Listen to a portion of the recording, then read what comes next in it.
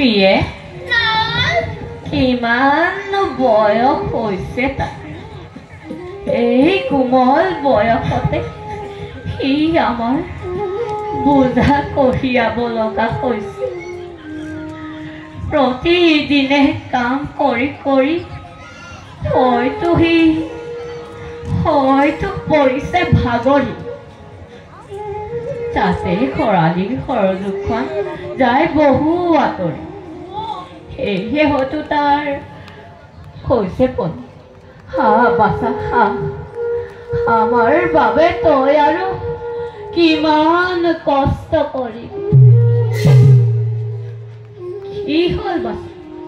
মোৰ শৈৰলি যে আমাৰ প্ৰতিটোৰ খং উঠিছে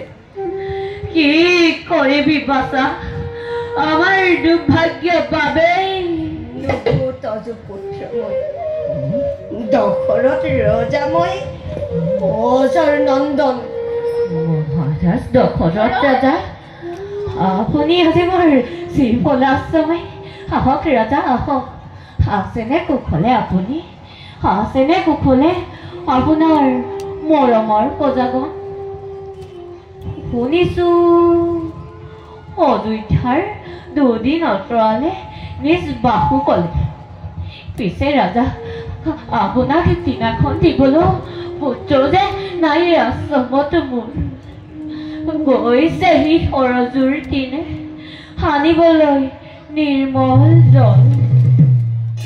নালাগে নালাগে দিব মোক কাষত বহন পাৰে যদি দিয়ক এটি অভিশাপ দাৰুণ এই হৈ যাওক দশৰথৰ নামে ধৰণীৰ পৰা নালাগে দেখিব আৰু এই সমগ্ৰ বিশ্ব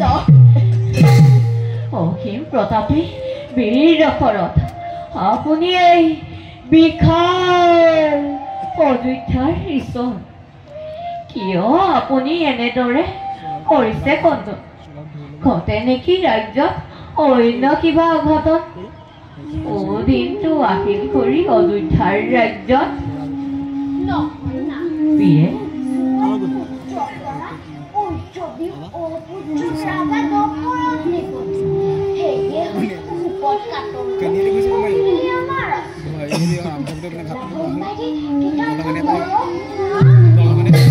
নালাগে মোক পুত্ৰ ৰতন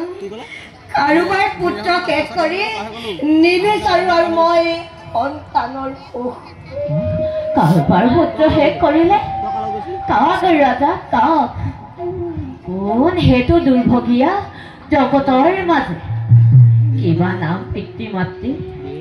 কিবা তেওঁ আছিল অপৰা কিয়নো অনুতাপৰ ৰসটো জ্বলে বুলিছে বচন কওক ৰাজা কওক কি কম মণিবৰ মুখেৰে আজি মোৰ নোলাই বচন প্ৰভাতৰ এটি ক্ষণত আহিছিলো মৃগয়াৰ হেতু এই সৰজুতীৰৰ দুৰ্ঘোৰ অৰণ্যৰ মাজে দুৰ্লভ এটি হৰিণৰ সন্ধান কৰি কৰি উপস্থিত হলোহি মই সৰজু নদীৰ কিছু অদূৰত তেনেতে শুনিলো মই ঘট ঘট জলৰ শব্দ ভাবিলো জলপান কৰে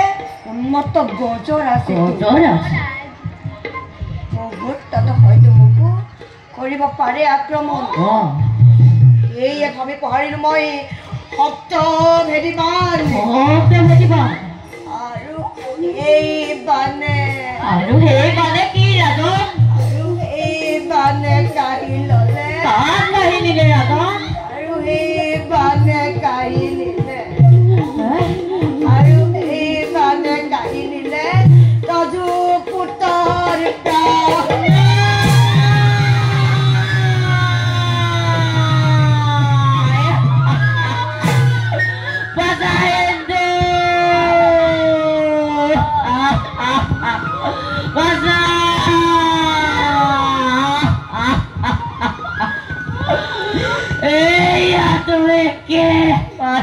ৰাজা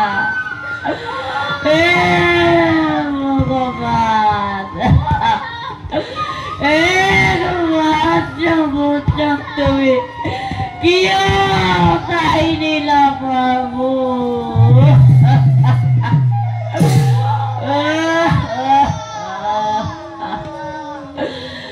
বাইদেউ